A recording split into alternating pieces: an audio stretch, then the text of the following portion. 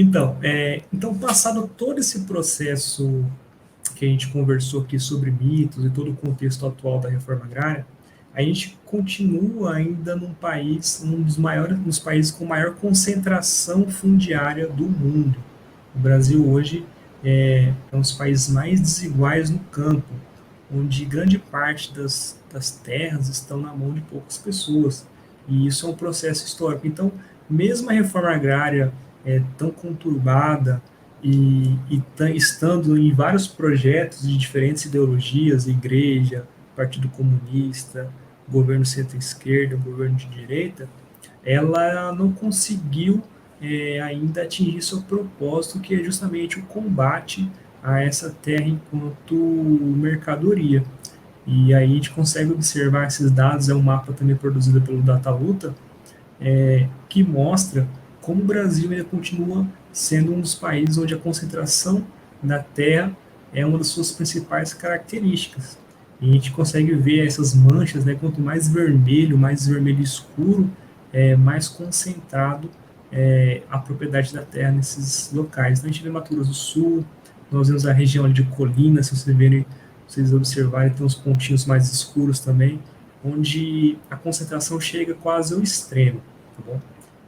E aí o INCRA, né, que por meio desse departamento, que é um cadastro das propriedades chamado de SNCR, Sistema Nacional de Cadastro Rural, onde ele cadastra as propriedades e também consegue tabelar todas as propriedades, e qualquer pessoa consegue ter acesso, se alguém tiver interesse em pesquisar.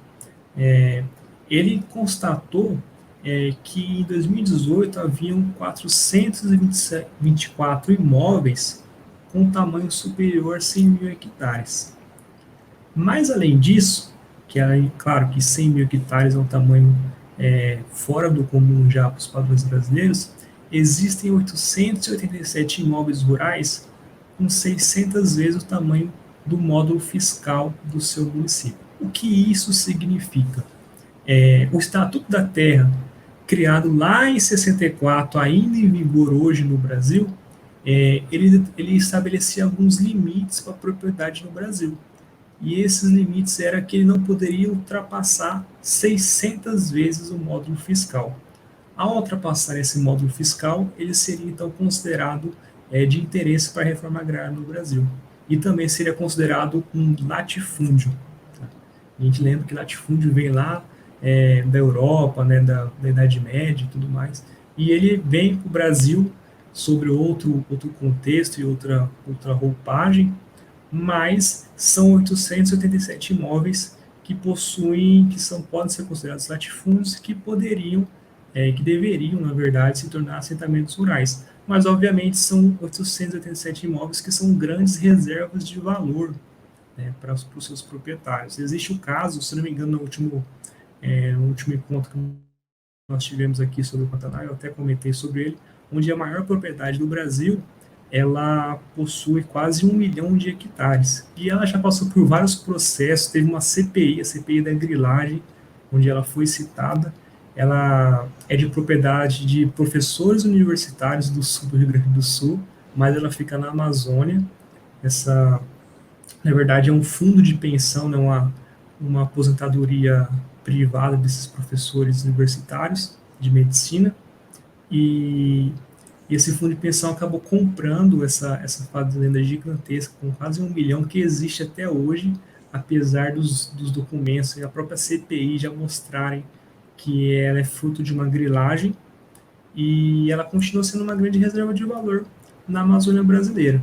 Então, existem vários casos como esse. Aliás, essa empresa, esse fundo de pensão que comprou a fazenda, ela patrocina alguns times de futebol, ela patrocinou o Internacional de Porto Alegre e tudo mais, aparece o nome dela estampado lá.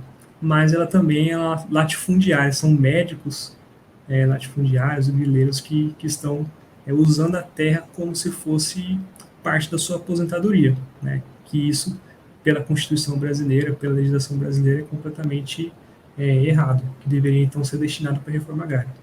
Vamos lá, Luciano.